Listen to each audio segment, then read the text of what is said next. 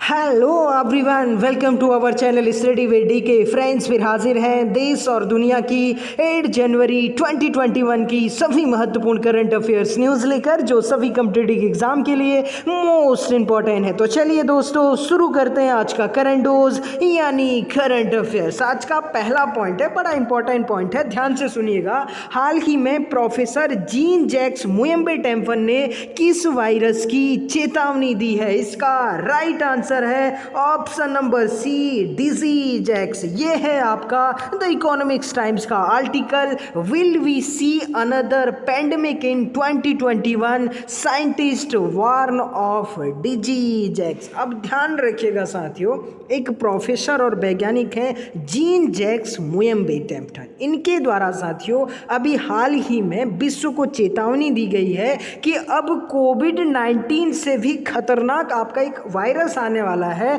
जिसे नाम दिया गया है डिजीज एक्स। क्या नाम दिया गया साथियों? Disease X. अब आपका ये कोविड-19 से भी खतरनाक इसे क्यों कहा जा रहा है और आपका क्या है ये डिजीज एक्स, सिलसिलेवार तरीके से सारे के सारे पॉइंट्स को जानते हैं। सबसे पहले तो ध्यान रखिएगा साथियों, ये जो जीन जैक्स मुयम्बे हैं, इनके द्वारा आपका इबोला वायरस की खोज की गई थी। और ध्यान रखिएगा साथियों, ये जो डिजीज एक्स है ये इबोला जैसा ही आपका खतरनाक बताया जा रहा है और उससे ज़्यादा आपका खतरनाक बताया जा रहा है। अब ये खतरनाक क्यों बताया जा रहा है, इसको भी हम लोग अच्छे से समझते हैं। हुआ क्या साथियों, जो प्रोफेसर जीन जैक्स मुयम्बे टेम्पन थे, जब इन्होंने आपका इबोला वायरस की खोज की थी तो इन्होंने आपका दुनिया को क्या किया था, अलर्ट किया था उस टाइम पे। और जब दुनिया को इन्होंने आपका अलर्ट किया तो दुनिया ने आपका इनको सीरियस नहीं लिया। और आपका ध्यान रखिएगा साथियों,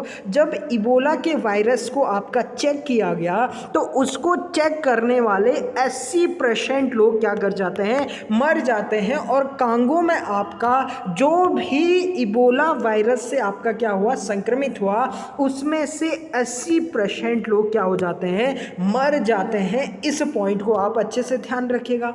अब अभी हाल ही में जो प्रोफेसर जीन जैक्स मुयम्बे टेम्पन है, इनके द्वारा ये कहा गया है कि जो डिजीज एक्स है ये आपका एक महिला में मिल चुका है, यानी इसका पेशेंट जीरो मिल चुका है। अब आप सवाल पूछेंगे कि सर पेशेंट जीरो क्या है, समझते हैं इसको भी। ध्यान से सुनिएगा साथियों, ये बड़ा इंपॉर्टेंट पॉइंट है। कभी सीधे सीधे पूछा जाएगा कि पेशेंट जीरो क्या है। क्या साथियों, आपका पेशेंट जीरो क्या है? पेशेंट जीरो का मतलब ये होता है कि किसी भी रोग का पहला रोगी, जैसे मान लीजिए आपका कोई भी रोग क्या होता है, जैसे कोविड-19 है या ये डिजीज एक्स है, तो सॉरी, जो भी पहला व्यक्ति आपका इससे प्रभावित हुआ होगा उसी को क्या बोला जाता है, पेशेंट जीरो बोला जाता है। क्या बोला जाता है साथियों?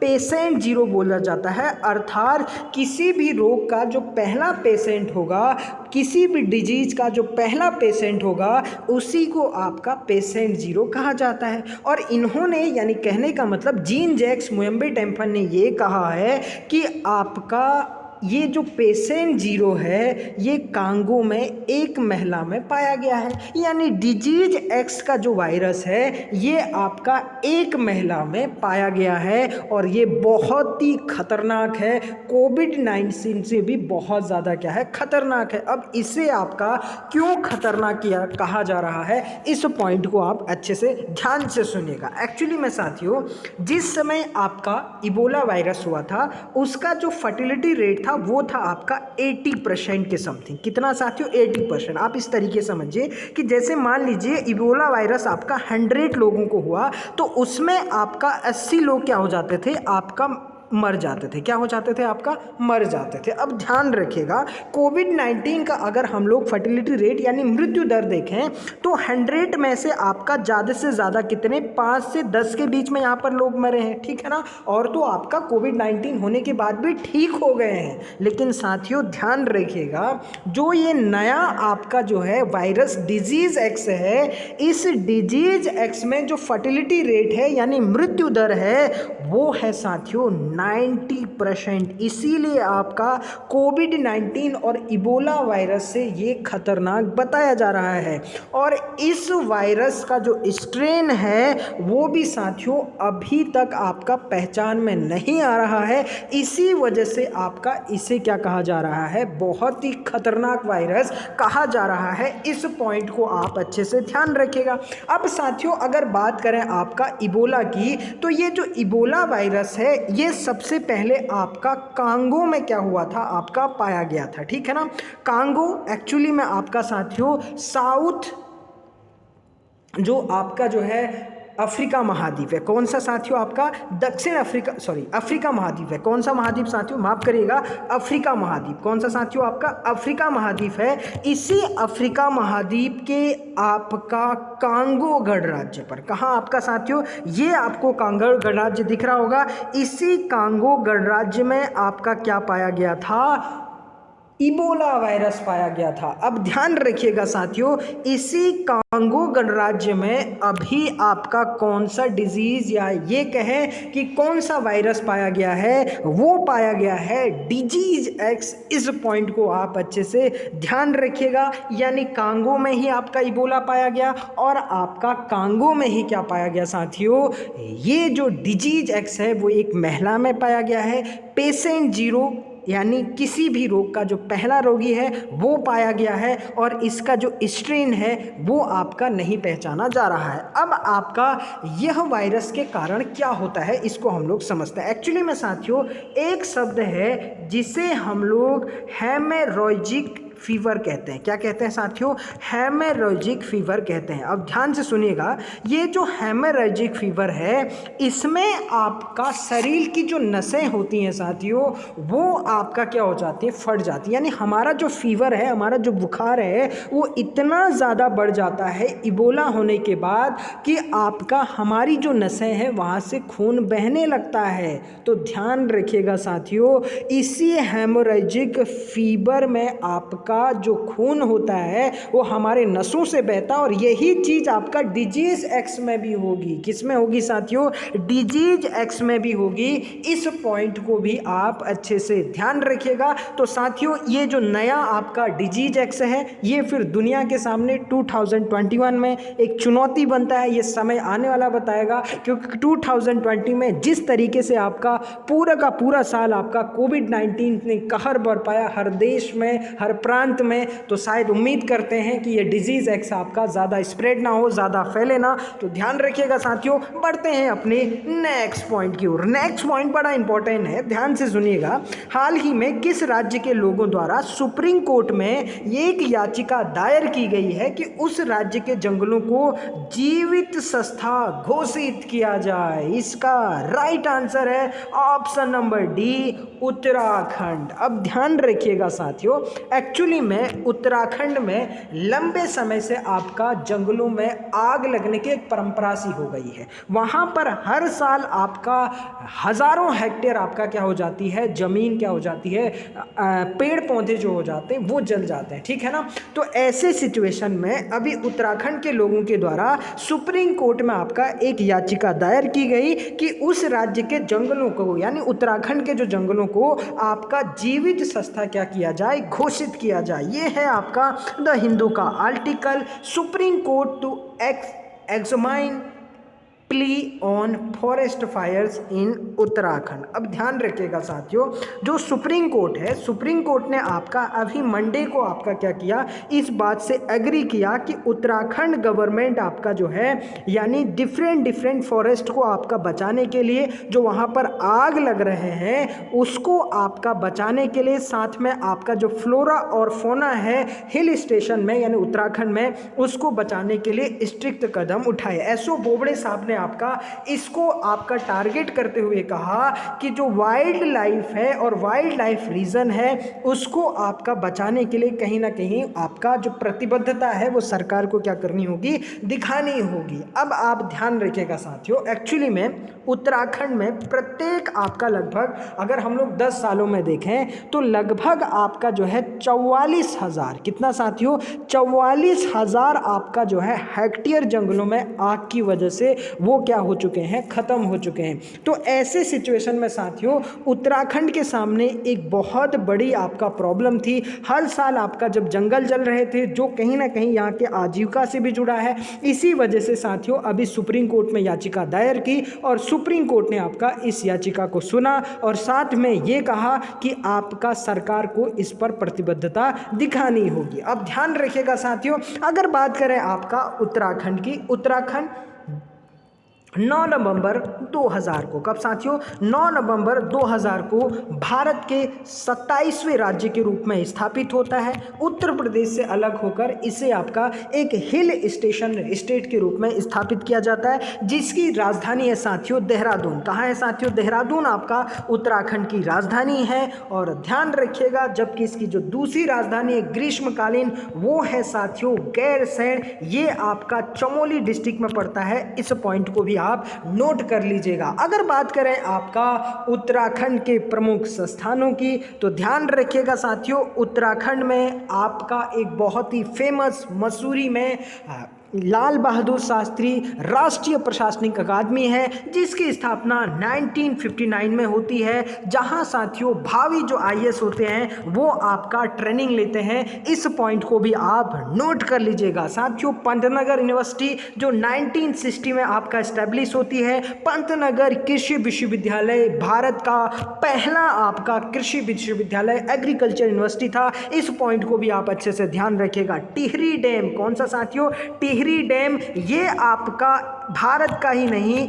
एशिया का सबसे ऊंचा बांध है और ये आपका भिलंगना और भागीरथी, कौन साथियों, भिलंगना और भागीरथी नदी के आपका संगम पर स्थित है। इस पॉइंट को भी आप अच्छे से नोट कर लीजिएगा। इसकी हाइट है साथियों 260.5 मीटर। कितनी है साथियों, 260.5 मीटर। इसको भी आप नोट कर लीजिएगा साथियों। इसका जो पुराना नाम था, यानी जो टिहरी बांध का पूरा नाम था, वो था आपका रामतीर्थ सागर। क्या था साथियों, रामतीर्थ सागर इसका पुराना नाम होता है और आपका वर्तमान में इसे टिहरी डैम कहा जाता है। जबकि साथियों इसे भविष्य में सुमन डैम बनाने की मांग हो रही है श्रीदेव सुमन जी के आपका नाम पर। इस पॉइंट को भी आप नोट कर लीजिएगा। 1972 में रसिया के सहयोग से आपका इसकी क्या होती है, निर्माण की शुरुआत होती है। और ध्यान रखिएगा इसमें जो आपका विद्युत उत्पादन का लक्ष्य होता है वो होता है आपका 2400 मेगावाट। वर्तमान में आपका 1000 मेगावाट यहाँ पर बिजली उत्पादित की जा रही है। और इस आपका टिहरी डैम का जो डिजाइन तैयार किया वो किया था साथियों जेम्स ब्रून ने। किसने किया था साथियों, जेम्स ब्रून के द्वारा ही आपका इसका डिजाइन तैयार किया गया। ये सारे पॉइंट आप अच्छे से नोट कर लीजिएगा। और साथियों उत्तराखंड में एक बहुत ही फेमस आपका नेशनल पार्क है जिम कॉर्बेट नेशनल पार्क। इसकी स्थापना की जाती है 1936 में। ये भारत का पहला आपका नेशनल पार्क होता है। ध्यान रखिएगा इसका पुराना नाम होता है हेली नेशनल पार्क। क्या होता है साथियों, हेली नेशनल पार्क। और साथियों ध्यान रखिएगा जिम कॉर्बेट के नाम पर ही इसका नाम जिम कॉर्बेट नेशनल पार्क रखा जाता है। ये उत्तराखंड के नैनीताल और पौड़ी, कौन से साथियों, नैनीताल और पौड़ी जिले में विस्तारित है। यहीं से 1973 में, कब साथियों, 1973 में टाइगर प्रोजेक्ट को शुरू किया जाता है। किस प्रोजेक्ट को साथियों, टाइगर प्रोजेक्ट को शुरू किया जाता है। और ध्यान रखिएगा साथियों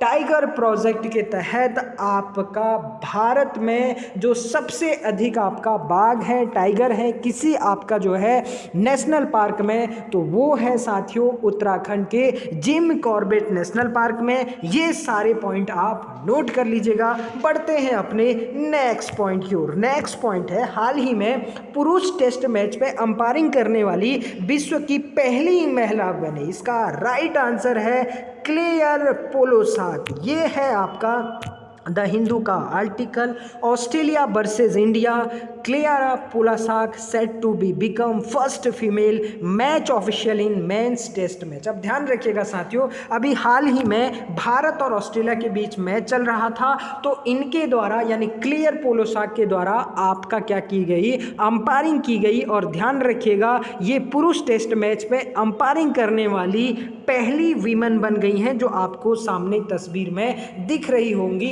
इस पॉइंट को ध्यान रखिएगा। हाल ही में साथियों एक मेडल काफ़ी चर्चाओं में था, मुलग मेडल। साथियों ये मुलग मेडल एक्चुअली में आपका ऑस्ट्रेलिया के द्वारा ही दिया जाता है, और ध्यान रखिएगा अजिंका रहाणे आपका मुलग मेडल जीतने वाले पहले खिलाड़ी बन गए हैं। और ध्यान रखिएगा ये वनडे अंपायरिंग करने वाली भी पहली महिला थी, इस पॉइंट को ध्यान रखिएगा। जबकि वनडे आपका जो है पुरुष वनडे में आपका रेफरी रह चुकी पहली महिला है GS लक्ष्मी, ये भारत की हैं साथियों, इसको भी आप अच्छे से ध्यान रखिएगा। बढ़ते हैं अपने नेक्स्ट पॉइंट की ओर। नेक्स्ट पॉइंट है, हाल ही में भारत सरकार ने किस देश के साथ निर्दिष्ट कुशल कामगारों यानी आपका साथियों स्पेसिफिक स्किल्स वर्कर्स, यहाँ पे साथियों एस आपका जो है मिस हो गया है, स्पेसिफिक, ठीक है ना,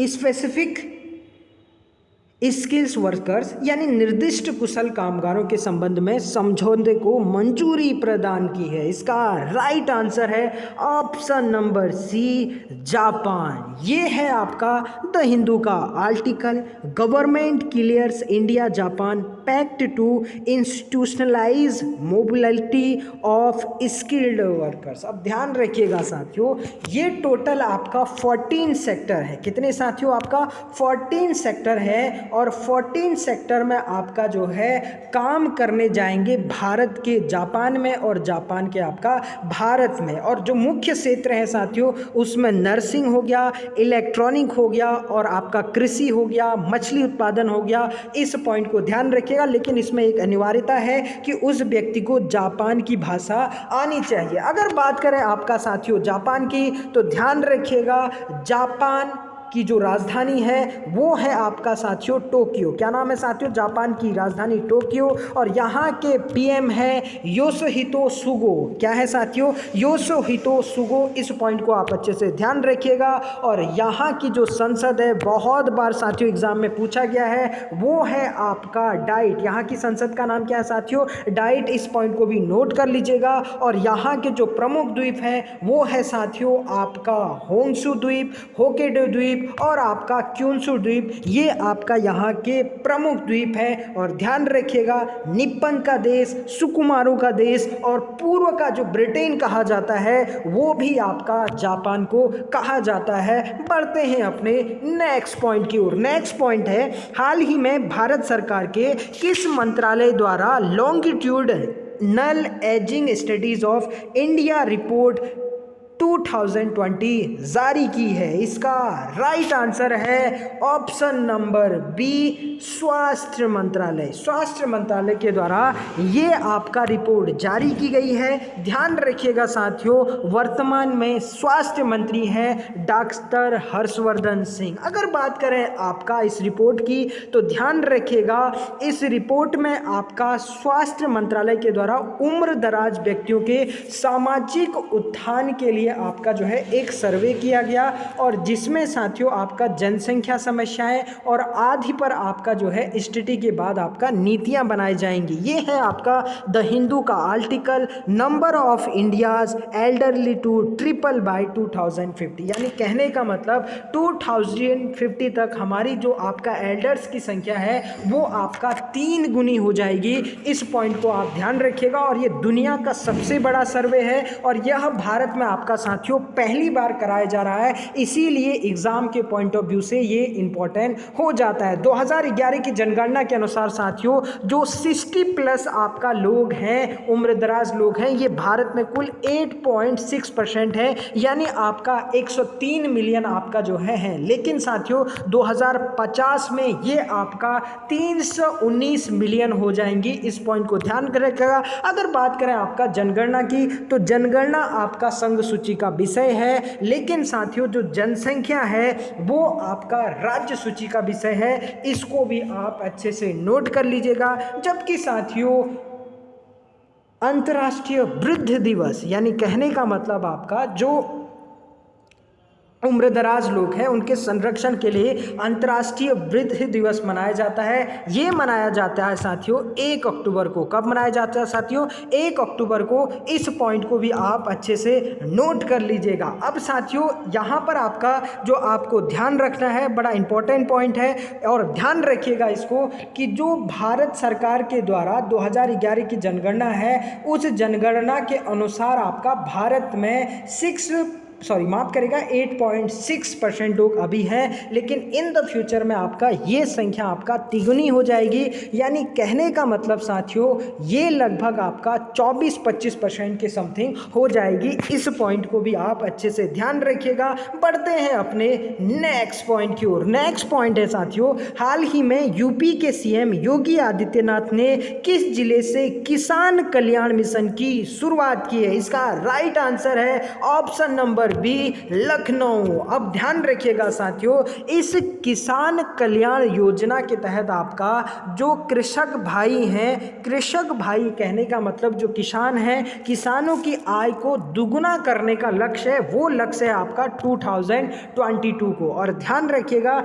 इसके लिए एक समिति बनाई गई है, अशोक दलवई समिति। कौन सी समिति साथियों? अशोक दलवई समिति। और आपका ये जो किसान कल्याण मिशन है, किसानों में जागरूकता फैलाना और वैज्ञानिक तकनीकों को, सरकारी नीतियों के बारे में आपका जो है 2022 तक आपका जो है ज्ञान देना और साथ में आपका जो है आय दुगनी करना, ये सारा आपका लक्ष्य किसके द्वारा रखा गया है? इस किसान कल्याण योजना के तहत यूपी सरकार के द्वारा रखा गया है। इस पॉइंट को ध्यान रखिएगा। अगर बात करें आपका उत्तर प्रदेश की, तो ध्यान रखिएगा यहाँ की जो राजधानी है वो है साथियों आपका लखनऊ, और यहाँ के सीएम है आपका साथियों योगी आदित्यनाथ। कौन है साथियों? योगी आदित्यनाथ आपका यहाँ के सीएम है, जबकि राज्यपाल है आनंदीबेन पटेल, जो आपका एमपी की भी क्या है? राज्यपाल है। पशुओं के लिए जो हाल ही में युद्ध स्मारक बनाया गया था, वो बनाया गया था आपका साथियों मेरठ में। जबकि ट्रांसजेंडर यूनिवर्सिटी, कौन सी यूनिवर्सिटी साथियों?